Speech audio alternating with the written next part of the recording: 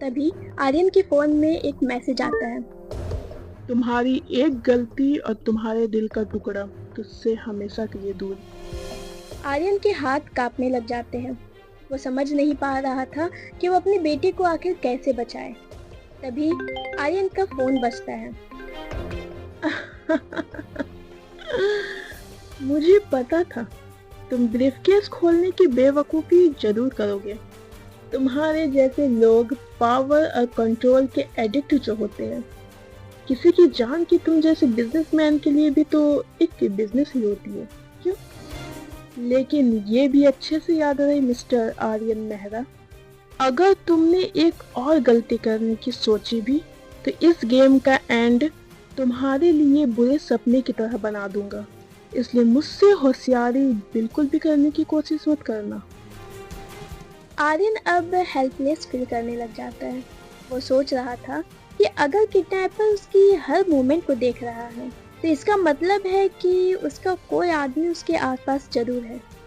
Aryan cabin के पास पहुंचता है, लेकिन इस बार वो बहुत केयरफुल होता है।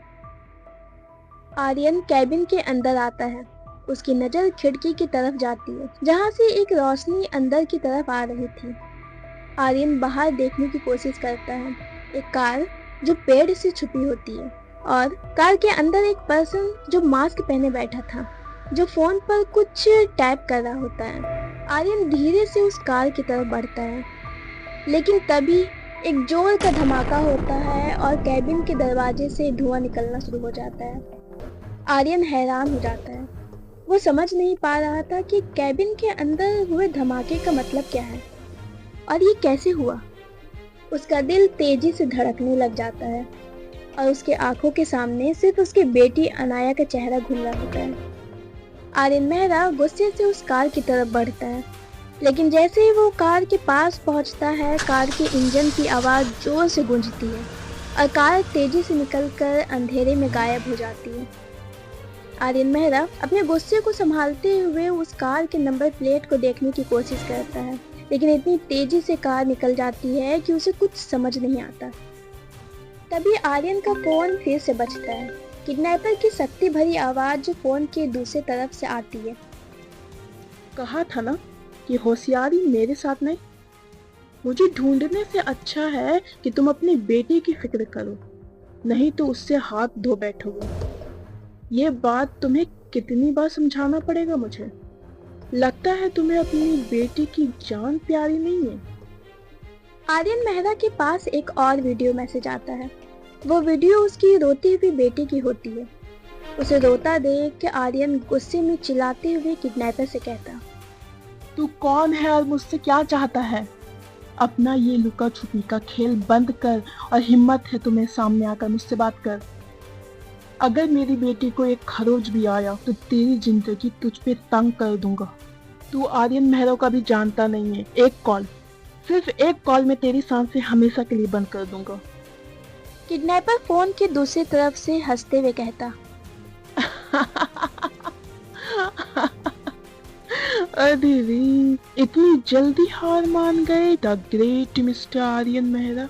असली गेम की तो अभी शुरुआत ही कहाँ हुई है और तुम अभी से ही बेबस और हारे हुए दिखने लगी। याद कर मिस्टर आर्यन मेहरा, ऐसा ही एक वो भी दिन था जब तेरी वजह से कोई बहुत बेबस पड़ गया था। ये सुनते ही आर्यन एकदम से चुप हो जाता है और फिर हैरानी से कहता, कहने का तुम्हारा क्या मतलब है? आखिर किस बारे में बात कर रहे हो तुम? Hello hello.